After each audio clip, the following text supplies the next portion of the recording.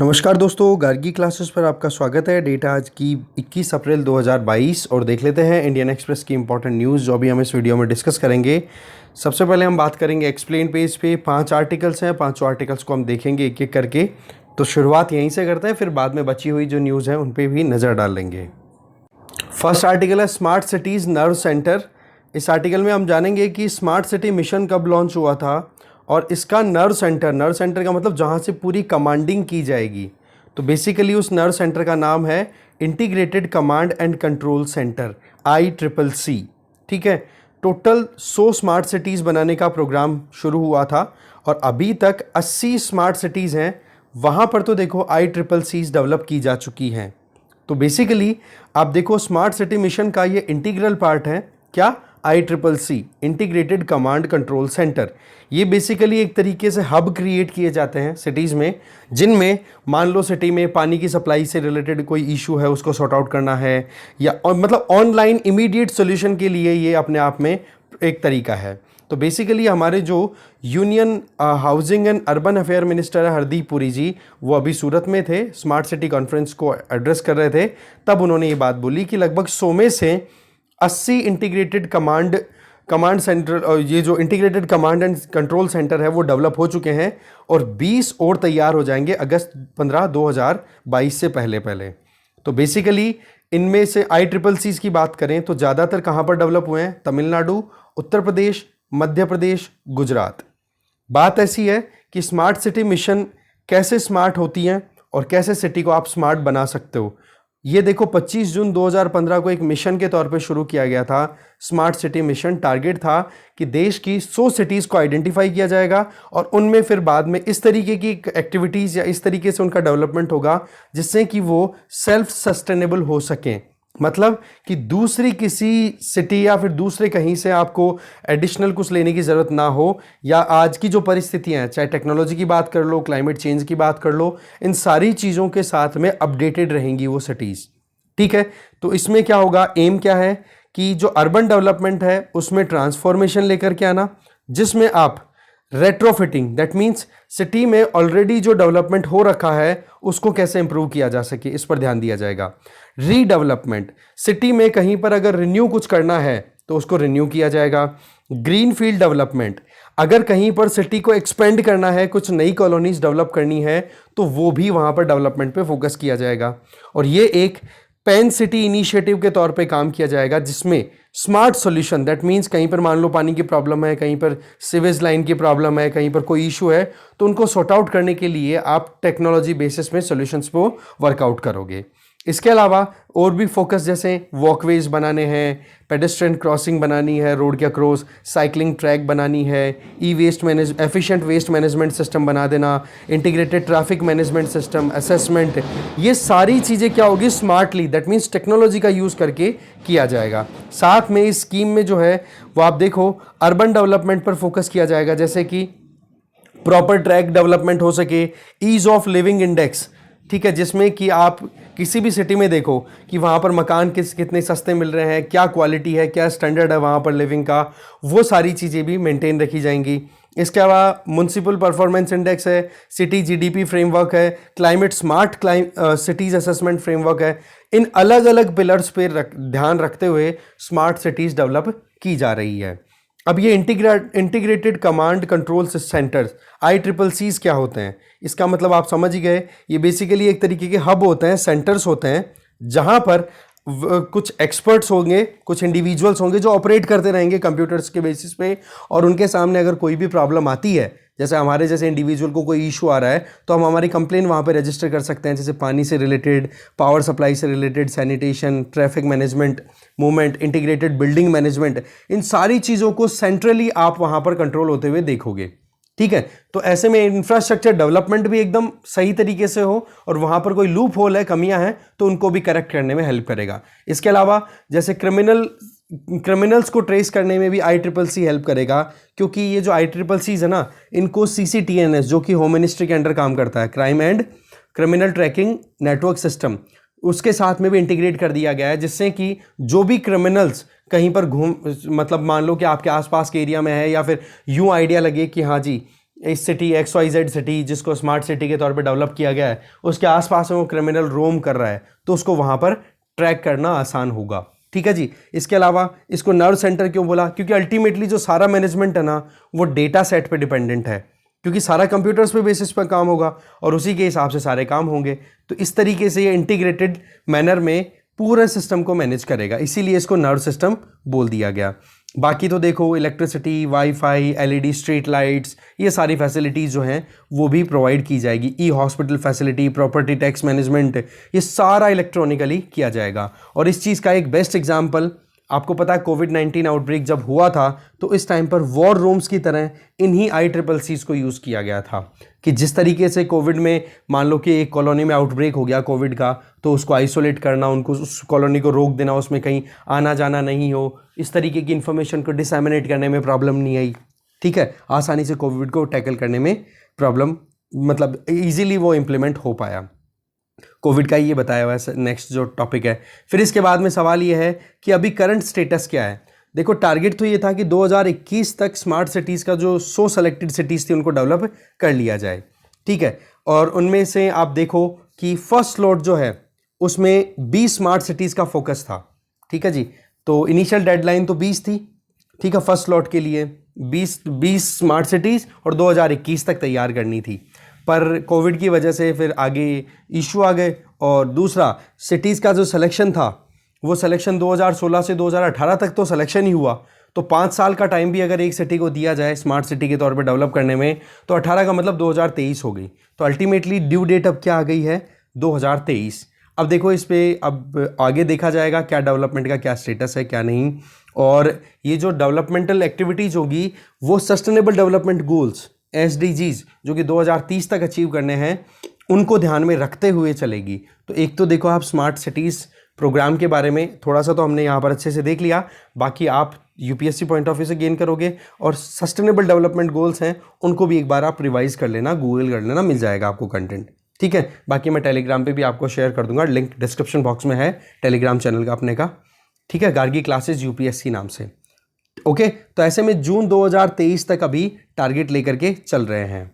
बाकी आपको पता है डेटा प्रॉपरली कलेक्ट करना, स्मार्ट रोड क्रिएट करना, वाइब्रेंट पब्लिक प्लेसेस क्रिएट करना जहाँ पर सारी फैसिलिटीज़ हो, सारी एमिनिटीज़ अवेलेबल हो जाएं, इस तरीके सोलर प्रोजेक्ट है, रिन्यूएबल एनर्जी पर डिपेंडेंसी इसको इंक्रीज़ करना। फिर अब बात आती है खर्चे की, तो total outlay smart city mission के लिए है 2,05,018 करोड़ रुपए। ठीक है, बाकी यहाँ पर अमाउंट बहुत ज़्यादा दिया हुआ है, हमारे इतना काम का है नहीं। फिर सवाल आता है नेक्स्ट क्या, एक बार स्मार्ट सिटीज़ में ICCC सक्सेसफुली काम कर दें तो उसके बाद में जो छोटी सिटीज़ है ना, उन सिटीज़ में भी ध्यान रखा जाएगा, वहाँ पर भी इस तरीके के integrated command control centres open किए जाएंगे जिससे कि वहाँ पर भी सिस्टम अच्छे से मैनेज हो सके। ठीक है, तो अभी फ़िलहाल तो 6 मेजर स्टेट्स हैं जो अच्छा परफॉर्म कर रहे हैं, UP, महाराष्ट्र, कर्नाटका, मध्य प्रदेश, राजस्थान और तमिलनाडु। और यहाँ पर ही आप देखोगे जो छोटी सिटीज़ है, छोटे टाउन्स हैं, वहाँ पर भी इस ICCC के कॉन्सेप्ट को अप्लाई किया जाएगा। आगे चलते हैं। नेक्स्ट आर्टिकल है श्रीलंकन कॉन्स्टिट्यूशन का आर्टिकल, ये 21A क्या है, 20A क्या है या 20th अमेंडमेंट क्या है वो जानेंगे। देखो अभी क्या है, अभी तो आपको पता है राजपक्षा गवर्नमेंट चल रही है, महिंदा राजपक्षे तो वहाँ के प्राइम मिनिस्टर हैं और गोटाबाया राजपक्षे वहाँ के प्रेसिडेंट हैं। उसके पहले वहाँ पर प्राइम मिनिस्टर थे विक्रमासिंघे, रानिल विक्रमासिंघे। तो होता क्या है कि श्रीलंकन कॉन्स्टिट्यूशन में 19th अमेंडमेंट इंट्रोड्यूस किया जाता है और उस अमेंडमेंट में क्या किया जाता है कि जी जो प्रेसिडेंट के हाथ में पावर्स थी PM को रिमूव करने की, वो भी किस पे, अपनी डिस्क्रिशन पे। ठीक है, प्रेसिडेंट जब चाहे तब प्राइम मिनिस्टर को हटा सकते थे, तो उन पावर्स को रिमूव करवा दिया था। ठीक है, और ये वहाँ के कॉन्स्टिट्यूशन के आर्टिकल 46(2) और 48 में मेंशन थे, और इन चीज़ों को फिर बाद में रिमूव कर दिया था। मतलब प्रेसिडेंट की जो डिस्क्रिशनरी पावर्स थी उनको रिड्यूस करने के लिए 19th कॉन्स्टिट्यूशनल अमेंडमेंट एक्ट जो है वो पारित हो गया था श्रीलंका की पार्लियामेंट में। फिर बाद में आपको पता ही है इलेक्शन होते हैं और नई सरकार बनती है और राजपक्षा रीइंस्टॉल होते हैं, गोटाबाया राजपक्षा वहाँ के प्रेसिडेंट बन गए। और उधर आपको पता है ये जो महिंदा राजपक्षे जो कि रानिल विक्रमासिंघे की जो गवर्नमेंट थी उसके पहले महिंदा राजपक्षे प्रेसिडेंट हुआ करते थे श्रीलंका के पहले। ठीक है, जो कि अभी प्राइम मिनिस्टर हैं। तो अब क्या 20th अमेंडमेंट इंट्रोड्यूस किया जाता है और उसमें प्रेसिडेंट को सारी पावर्स रीइंस्टॉल कर दी गई कि प्रेसिडेंट जो है वो पार्लियामेंट को डिसॉल्व भी कर सकते हैं, पीएम को भी रिमूव कर सकते हैं, कंट्री के जो टॉप जज हैं उनको नॉमिनेट कर सकते हैं, लीगल इम्यूनिटी है उनकी भी अपने हाथ में रह गई। मतलब हर चीज़ के लिए पावर हाथ में किसके आ गई? President of Sri Lanka.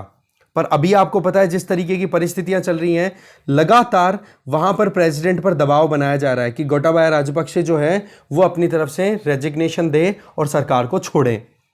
अब यहां पर क्या दिमाग लगाया जा रहा है? महिंदा राजपक्षे जो कि प्राइम मिनिस्टर है करंटली, उनके द्वारा कि देखो प्रेसिडेंट की पोस्ट से तो भाई तो निकल जाएगा, तो अब एक काम करते हैं कि ये जो 20th अमेंडमेंट हमने किया था ना, इसको हटा करके जो 19th अमेंडमेंट था उसको रीइंस्टॉल कर लेते हैं। उसमें आपको पता है पावरफुल कौन हो गया था? उसमें पावरफुल हो गई थी कैबिनेट, या फिर आप कह सकते हो पीएम पावरफुल हो गया था। जो 19th अमेंडमेंट जो रानिल विक्रमासिंघे के टाइम पे जो इंट्रोड्यूस हुई थी और प्रेसिडेंट की पावर रिड्यूस हो गई थी, क्योंकि अब प्रेसिडेंट पर दबाव जो बन रहा है ना करंट सिचुएशन में, वहां पर जो क्राइसिस चल रहा है, तो प्रेसिडेंट अगर रिजाइन कर देते हैं तो वहां पर कोई दूसरा प्रेसिडेंट आकर के बैठे तो उस केस में पावर अपने हाथ से ना निकले। इसके लिए क्या कर दिया महिंदा राजपक्षे ने कि भाई एक और हम अमेंडमेंट इंट्रोड्यूस करेंगे जिसको बोलेंगे 21st अमेंडमेंट एक्ट। और उस अमेंडमेंट में क्या हो जाएगा, फिर से प्रेसिडेंट की जो पोस्ट की जो पावर्स हैं उनको तो कर देंगे वीक और पावरफुल बना दिया जाएगा पीएम को। और पीएम बनके कौन बैठा हुआ है भाई अभी भी? ये जो महिंदा राजपक्षे है वो। और रेजिग्नेशन डिमांड किसका किया जा रहा है? पब्लिक के द्वारा या ओपोजिशन पार्टीज के द्वारा? प्रेसिडेंट। तो ऐसे में प्रेसिडेंट की पोस्ट को अगर वीक कर दिया जाए और प्रेसिडेंट का अगर रेजिग्नेशन हो जाए तो वहां पर क्या नुकसान हुआ जी गोटाबाया को?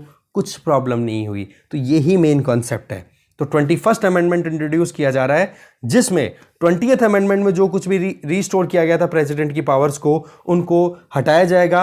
अब प्रेसिडेंट के हाथ में केवल रहेगी तो केवल एक तो सेरेमोनियल इंडिविजुअल बन के रह जाएंगे प्रेसिडेंट, और दूसरा वहां पर जो 3 arm forces, air force, navy और वहां की आर्मी, तो बोला उनकी कमांड फिर भी प्रेसिडेंट के हाथ में रहेगी।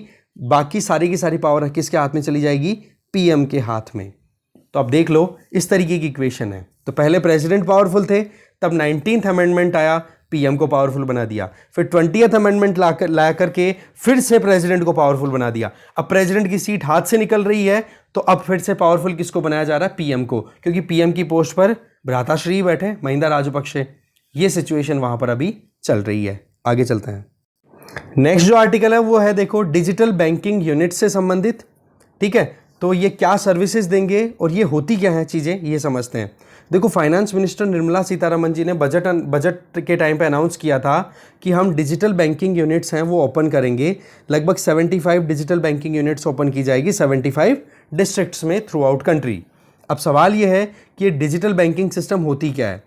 Basically reserve bank of India ने अनाउंस कर दिया है कि डिजिटल बैंकिंग यूनिट्स हैं वो ओपन की जा रही हैं, और वो ओपन भी किस बेसिस पे? जो इंडियन बैंक एसोसिएशन है उनके द्वारा एक वर्किंग ग्रुप कॉन्स्टिट्यूट किया गया था और उस वर्किंग ग्रुप ने अपनी रिपोर्ट सबमिट की। तो ये digital banking units basically fix point business unit होंगी, मतलब एक परमानेंट ऑफिस खोल दिया जाएगा, या फिर आप कह सकते हो हब हाउसिंग होगे जहां पर सर्टेन मिनिमम डिजिटल इंफ्रास्ट्रक्चर इनके पास में अवेलेबल होगा। इसका मतलब ये कह दो कि बैंक ने एक अपना आउटलेट खोल दिया। सिंपल सा ये समझो आप, ठीक है, कि बड़ी कंपनी है और वो अपने प्रोडक्ट को बेचने के लिए छोटा सा आउटलेट खोल देती है ना कि जी हमारी सर्विसेज यहाँ पर भी मिलती है। छोटी वाली सर्विसेज, कम लेवल की सर्विसेज तो यहाँ पर मिलती है, बड़ी सर्विस है तो मेन ब्रांच में जाओ। उस तरीके का डिजिटल इंफ्रास्ट्रक्चर सेटअप तैयार कर दिया जाएगा 75 डिस्ट्रिक्ट्स में, अलग अलग जगह पे एक एक तो 75 डिजिटल बैंकिंग यूनिट्स हैं वो ओपन कर दी जाएगी। सर्विसेज जो मिलेंगी वो देखो आप देख सकते हो, नॉर्मल जो सर्विसेज दी जाती है वो प्रोवाइड कर दी जाएगी। अच्छा, सवाल ये है कि अब ये डिजिटल बैंकिंग यूनिट्स ओपन कौन कर सकता है? कॉमर्शियल बैंक्स ओपन कर सकते हैं, छोड़ करके आरआरबीज, पेमेंट बैंक्स या लोकल एरिया बैंक्स हैं उनको छोड़ करके। मतलब आरआरबी, पेमेंट बैंक और लोकल एरिया बैंक है वो इस तरीके की डिजिटल बैंकिंग यूनिट्स ओपन नहीं करेंगी। बाकी बचे हुए जितने भी कॉमर्शियल बैंक्स हैं वो सब ओपन कर सकेंगे। ठीक है, और साथ में ये भी उन कॉमर्शियल बैंक्स के पास में डिजिटल बैंकिंग का एक्सपीरियंस भी होना चाहिए। और ओपन कहाँ की जाएगी? टियर 1 से टियर 6 कैटेगरी की जो भी हमारे टाउन्स हैं, सिटीज़ हैं, वहाँ पर इस तरीके की ओपनिंग की जा रही है। और साथ में एक चीज़ और कि यहाँ पर आपको आरबीआई से कोई अप्रूवल लेने की ज़रूरत नहीं है। ठीक है जी, आराम से बस अपने एक्सपीरियंस पे अपना काम कर सकते हो। सर्विसेज क्या दी जाएगी? देखो मिनिमम डिजिटल बैंकिंग सिस्टम जो अवेलेबल होता है उनमें जो प्रोडक्ट और सर्विसेज होती हैं वो सारे यहाँ पर मिल जाएंगे। एक तो क्या होता है कि जब भी कोई बैंक काम करता है तो बैंक की कुछ लाइबिलिटी होती है, कुछ एसेट होते हैं। दैट मीन्स बैंक जिनसे इनकम क्रिएट करता है वो तो बैंकों के एसेट हो गए, जहाँ पर बैंकों को पैसा देना होता है वो बैंकों की लाइबिलिटी हो गई। तो ऐसे में वो अपनी एसेट और लाइबिलिटीज़ को भी मेंटेन करके रखेंगे। इसके आगे अगर देखें तो डिजिटल बैंकिंग सेगमेंट में और जो सर्विसेज दी जाती हैं, जैसे आप देखो बैंक अकाउंट खुलवाना है, जैसे करंट अकाउंट है, सेविंग अकाउंट है, वो ओपन हो जाएंगे। Fixed deposit, RD, recurring deposit, mobile banking, internet banking, credit card, debit card, ये सारी फैसिलिटीज से डील करेगा। इवन यूपीआई की बात कर लो, डिजिटल किट्स की बात कर लो, क्यूआर कोड, भीम, आधार कार्ड या ट्रांजिट सिस्टम कार्ड, हर तरीके, या पॉइंट ऑफ सेल सिस्टम की बात कर लो, ये सारी फैसिलिटीज़ इनके द्वारा अवेलेबल कराई जाएगी। ठीक है। और साथ में आपको पता है कि आजकल जिस तरीके से लोन की रिक्वायरमेंट होती है, कस्टमर्स को थोड़ा इशू भी आता है मेन ब्रांच तक पहुंचने में, तो उनके लिए भी थोड़ा सा हेल्प हो जाएगी। ठीक है ना। जैसे एमएसएमईज को लोन की रिक्वायरमेंट है तो उसके लिए फिर आराम से आइडेंटिफिकेशन करना कि हाँ वो एलिजिबल है कि नहीं है, उन चीज़ों में भी हेल्प मिल जाएगी। तो बैंकों के लिए भी बेनिफिशियल हो गया और कस्टमर्स के लिए भी बेनिफिशियल हो गया। ठीक है, क्योंकि आराम से आइडेंटिफाई करना जो भी एलिजिबल इंडिविजुअल्स हैं, और मान लो गवर्नमेंट की कोई स्कीम चल रही है, उस स्कीम के तहत अगर पैसा ट्रांसफ़र करना है तो जो एलिजिबल बेनिफिशियरीज हैं उनको आइडेंटिफाई करना बहुत इंपॉर्टेंट हो जाता है। तो गवर्नमेंट स्कीम्स की फैसिलिटी का भी फायदा मिलेगा इन डिजिटल बैंकिंग यूनिट्स के थ्रू। तो ये है पूरा सिनेरियो। इस पर प्रीलिम्स में क्वेश्चन बन जाए कोई बड़ी चीज़ नहीं है। अच्छा लग रहा है टॉपिक मुझे। आगे चलते हैं। नेक्स्ट आर्टिकल है सबमरीन वागशीर। ठीक है, इसके क्या क्या फीचर्स हैं, कब लॉन्च हुई, वो सारी चीज़ें देखते हैं। ये आपके सामने सबमरीन की फ़ोटो है, देख लेते हैं क्या है पूरा सिनेरियो। देखो प्रोजेक्ट 75 के अंडर में 6 डीजल बेस्ड स्कॉर्पियन क्लास की जो सबमरीन्स हैं वो तैयार करनी थी। उनमें 6 नंबर की वागशीर है। 4 तो देखो नेवी को दी जा चुकी हैं। इसके अलावा वागशीर और एक और है जिसका नाम हम यहाँ पर अभी देखेंगे, वेला। ये वागीर और वागशीर ये अभी केवल सी ट्रायल्स पे है, मतलब अभी चेक ही किया जा रहा है, इनको नेवी को अभी हैंडओवर नहीं किया गया है। तो आप देखो प्रोजेक्ट 75 का काम क्या है, नेवी के लिए सबमरीन्स प्रोड्यूस करना। कितनी? 6 स्कॉर्पियन क्लास की। ओके जी। तो अभी बेसिकली इसका इनॉग्रेशन हुआ और लॉन्च कर दिया गया है और पानी में यहाँ से यहाँ उतार दिया गया है। अब ये 12 से 18 महीने, मतलब 1 से 1.5 साल तक इसके केवल ट्रायल्स चलेंगे। ट्रायल्स में सक्सेसफुल रह जाती है तो इसको फिर नेवी को हैंडओवर कर दिया जाएगा। तो प्रोजेक्ट 75 आप याद रखोगे।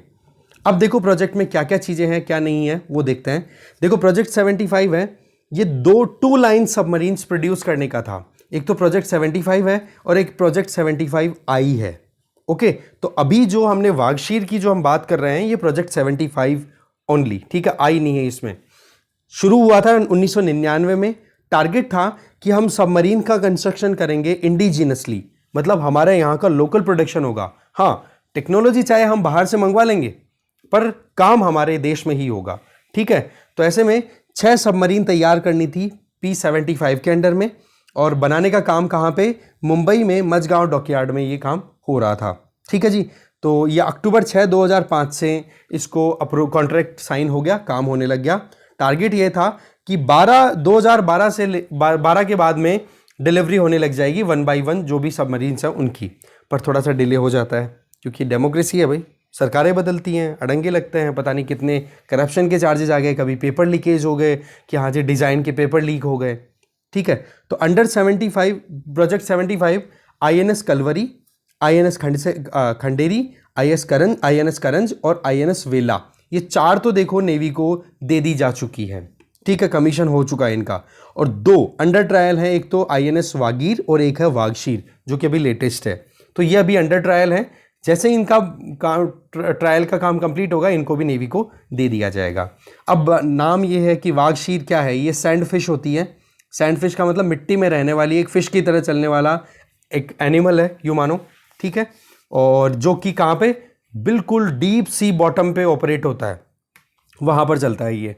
पहले भी वागशीर नाम की एक सबमरीन हुआ करती थी रशिया से, जो हमने इंपोर्ट की थी 1974 में, नेवी को दिया था, फिर उसको डीकमीशन कर दिया था 1997 में। वागशीर नाम जो है वो कंटिन्यू हमारे लिए बना हुआ है। और लास्ट ये फाइनल जो सबमरीन अभी लॉन्च की गई है दैट इज़ वागशीर, INS वार्कशीट। बाकी यहाँ पर इसकी अगर स्पेसिफिकेशन देखें तो लेंथ इतनी है, ठीक है। इसमें आप देख लो 8 तो ऑफिसर और 35 असिस्टेंट ऑफ इंडिविजुअल्स हैं वो रह सकते हैं, तो लगभग 43 इंडिविजुअल्स को कैरी कर सकती है ये। इसके अलावा हाइट कितनी है 12.3 मीटर, ये माइन्यूट चीज़ें हैं, देखना चाहो तो देख लो भाई। स्पीड है बिल्कुल बॉटम पे चले तो 20 नॉट की रहती है, और टॉप पे आ जाए सरफेस पे अगर ऑपरेट कर रही है पानी में तो लगभग 11 नॉट की हो जाती है, कम हो जाती है स्पीड। डीजल ऑपरेटेड है ये, ठीक है। इसके अलावा आप देख सकते हो मैग्नेटाइज्ड प्रोपल्सन सिस्टम है मोटर का, ये सारी चीज़ें हैं। अंडर वाटर रेजिस्टेंस है अच्छा खासा। फीचर्स की बात करें तो एडवर्सरी पर अटैक करने के लिए भी ऑफेंसिव भी एक्ट कर सकती है, और एडवर्सरी अगर इस सबमरीन की तरफ अटैक करने की कोशिश करे तो उसको डिटेक्ट करने से डिनाई भी कर सकती है। इतनी ज़्यादा हाई टेक्नोलॉजी यूज़ की जा रही है, ठीक है। बाकी anti surface warfare, that mean surface से कोई टॉप मतलब सरफेस से कोई अगर अटैक करे तो उसको भी डिटेक्ट करना, उससे भी बचना, ठीक है। या फिर सबमरीन बिल्कुल इसी के लेवल की कोई दूसरी सबमरीन आ रही है, पनडुब्बी आ रही है, वो अगर अटैक करे तो उसको भी टैकल करने में सक्सेसफुल है। बस यही चीज़ें बताई जा रही है स्पेसिफिकेशन में, ठीक है। आगे चलते हैं। बाकी तो इंटेलिजेंस हो गई एंड वही चीज़ें रिपीट हो रही है, कुछ नया नहीं है, ठीक है। नेक्स्ट जो आर्टिकल है वो देखो, गुरु तेग बहादुर जो कि सिखों के गुरु हैं, 90 गुरु, ठीक है। टोटल 10 गुरु हुए, उनमें से 90 गुरु तेग बहादुर, उनके क्या लेजेंड्स हैं, क्या उनकी लाइफ स्टोरी है, उसके बारे में यहाँ पर बताई हुई है।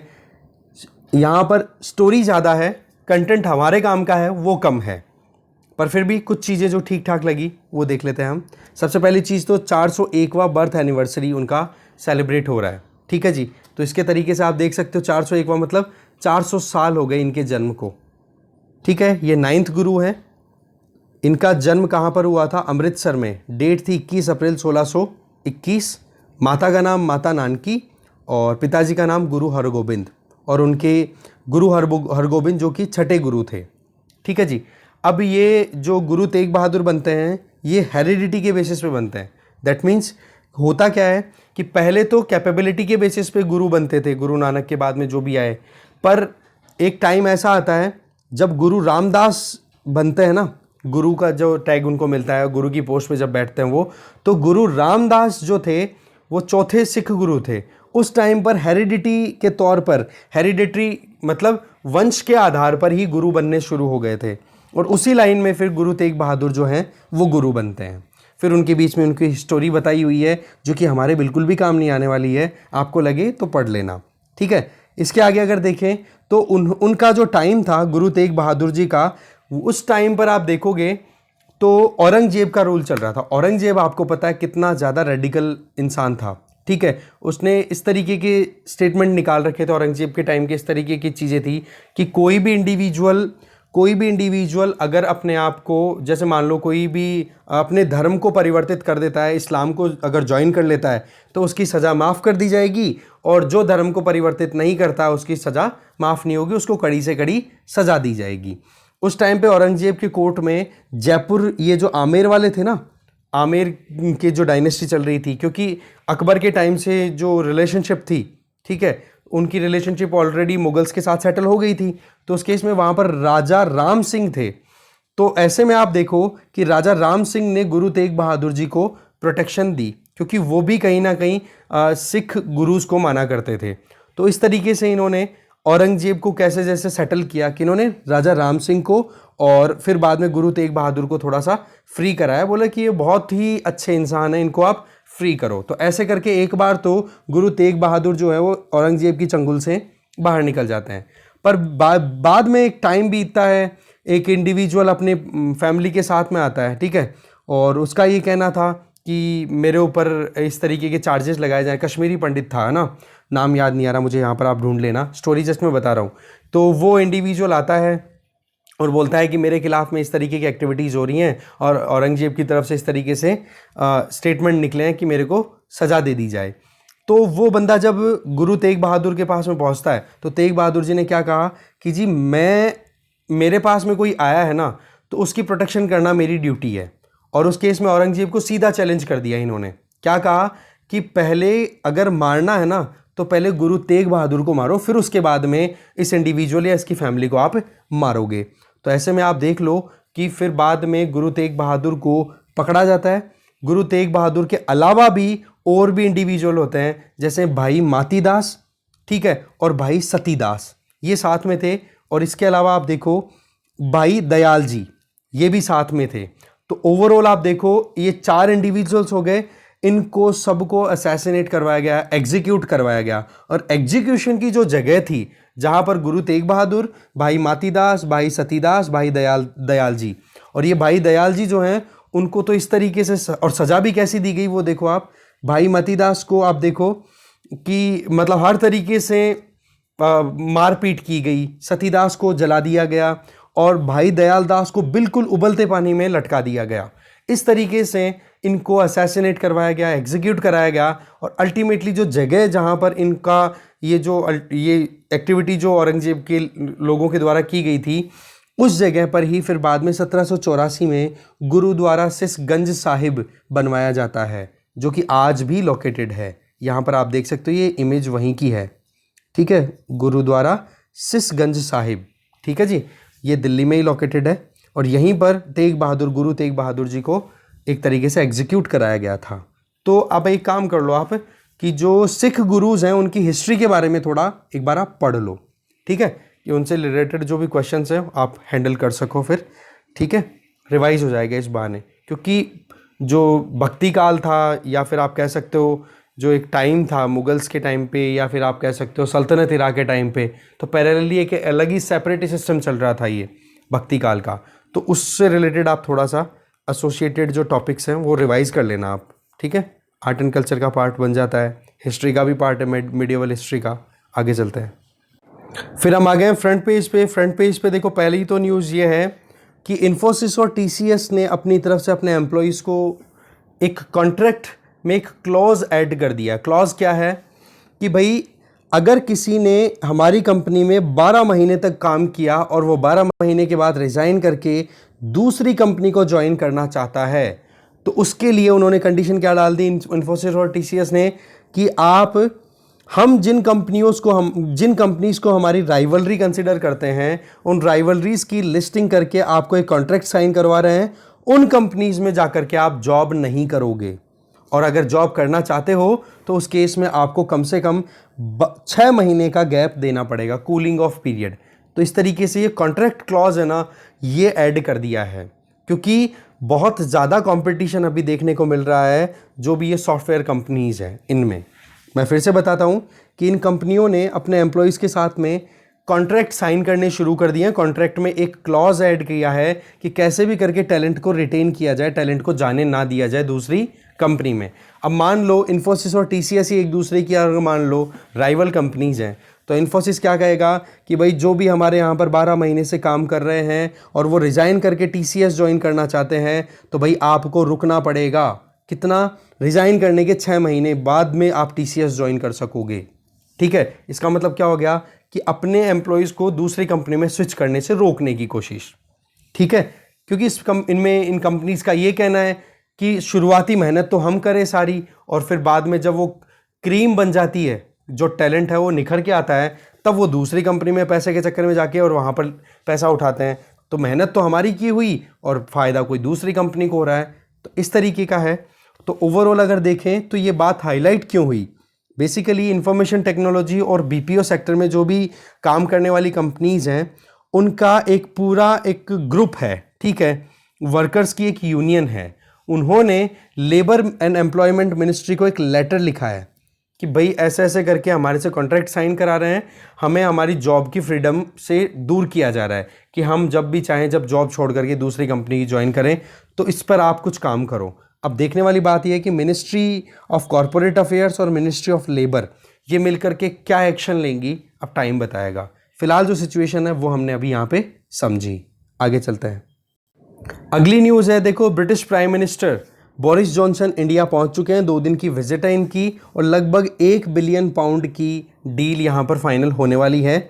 जिनमें अगर डील्स की बात करें तो पहली डील तो होगी स्विच मोबिलिटी इलेक्ट्रिक बस, ठीक है। इसका research and development centre open किया जा रहा है। कंपनी तो है यूके की, पर इसका एक research and development centre open किया जा रहा है, कहाँ पे? चेन्नई में। तो लगभग 1000 जॉब्स क्रिएट होंगी।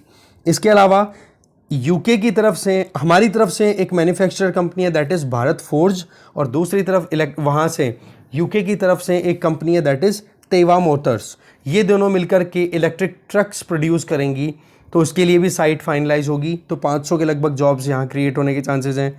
इसके अलावा 79 मिलियन पाउंड्स का एक इन्वेस्टमेंट फाइनलाइज हुआ है, जिसमें इंडियन सॉफ्टवेयर कंपनी कौन सी? मैस्टेक, वो यूके में इन्वेस्ट करेगी जा करके। इसके आगे अगर देखो business consultancy that is first source, वो भी अपना इंग्लैंड में आउटलेट ओपन करेगी। इस तरीके के ये एग्रीमेंट्स हैं।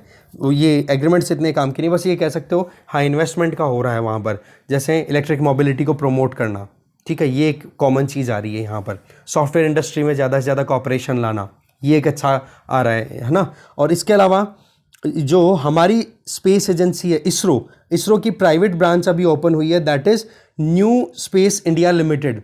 उसके साथ में यूके की जो एजेंसी है, स्पेस एजेंसी, उसका नाम है वन वेब। तो वन वेब और हमारी तरफ से न्यू स्पेस इंडिया लिमिटेड, जो कि इसरो की प्राइवेट ब्रांच है, इनके बीच में एग्रीमेंट होगा, जिससे कि यूके बेस्ड जो सैटेलाइट्स हैं उनको लॉन्च किया जा सकेगा। ठीक है, तो ये एक एग्रीमेंट है। इसके आगे आपको G7 कंट्रीज़ की अभी समिट होगी, कहाँ पर? यूके में। तो उसमें आप देखो, आप देखोगे कि हमारे प्राइम मिनिस्टर, पिछले साल हो चुकी है ये, हाँ पिछले साल हो चुकी है G7 की समिट, यूके ने होस्ट किया था, और उसमें हमारे प्राइम मिनिस्टर नरेंद्र मोदी जी ने वर्चुअली पार्टिसिपेट किया था। कोविड की वजह से वो जा नहीं पाए थे, और बोरिस जॉनसन की भी 2 बार विजिट है वो कैंसिल हुई है पिछले साल, उसके पीछे भी कोविड की वजह ही थी। वहाँ पर भी यूके में भी केसेस आ रहे थे, हमारे भी केसेस आ रहे थे। ठीक है, तो एक तो G7 कंट्रीज़ के बारे में अच्छे से पढ़ लेना, और एक ये जो स्पेस एजेंसी इसरो की प्राइवेट ब्रांच है that is new space India limited, इसको आप देखोगे, प्राइवेट क्या, कॉमर्शियल ब्रांच, सॉरी, ठीक है, कॉमर्शियल ब्रांच है, इसके बारे में आप एक बार जरूर देखोगे, न्यू स्पेस इंडिया लिमिटेड। ठीक है, और बाकी देखो इसके ऊपर एक्सप्लेन पेज पे जब डिटेल आएगी तब अच्छे से देखेंगे। यहाँ पर तो माइन्यूट से एंगेजमेंट्स बताए जा रहे हैं। आगे चलते हैं, इकोनॉमी पेज पे एक न्यूज़ है वो देख लेते हैं। देखो, ड्रोन्स की प्रोडक्शन को प्रमोट करने के लिए गवर्नमेंट की तरफ से production linked incentive scheme launch की गई है, जिसमें हम देख लेते हैं अलग अलग कंपनियां हैं वो अपनी तरफ से इंटरेस्ट दिखा रही है, जैसे कि जेरोडा, ठीक है, अडानी जेवी, ये भी अपनी तरफ से पार्टिसिपेट करना चाह रही है। तो अभी हम देखें ये प्रोडक्शन लिंक्ड इंसेंटिव स्कीम, इसमें क्या है मेन टारगेट। देखो, गवर्नमेंट के द्वारा मैन्युफैक्चरिंग हब के तौर पे इंडिया को बनाना है टारगेट, तो ऐसे में 120 करोड़ रुपए का आउटले रखा है ये प्रोडक्शन लिंक्ड इंसेंटिव स्कीम। किसके लिए? ड्रोन्स के लिए, जिसमें कि बाहर की जो हमारी जो लोकल कंपनीज़ है वो अट्रैक्ट हों, उनको गवर्नमेंट फाइनेंशियल असिस्टेंस देगी, जिससे कि प्रोडक्शन और अच्छे से हो सके। तो एलिजिबिलिटी क्राइटेरिया क्या है वो देखें। वो कंपनियां जिनका एनुअल टर्नओवर 2 करोड़ रुपए तक का है, ठीक है ना, 2 करोड़ रुपए तक का हो तो उन कंपनियों को आप एलिजिबल मानोगे, पहली चीज़ तो। या फिर मान लो, ये तो होगी ड्रोन कंपनीज जो फिनिश्ड जो प्रोडक्ट है उसको बेचती हैं मार्केट में, तो 2 करोड़ तक का टर्नओवर उनको चाहिए।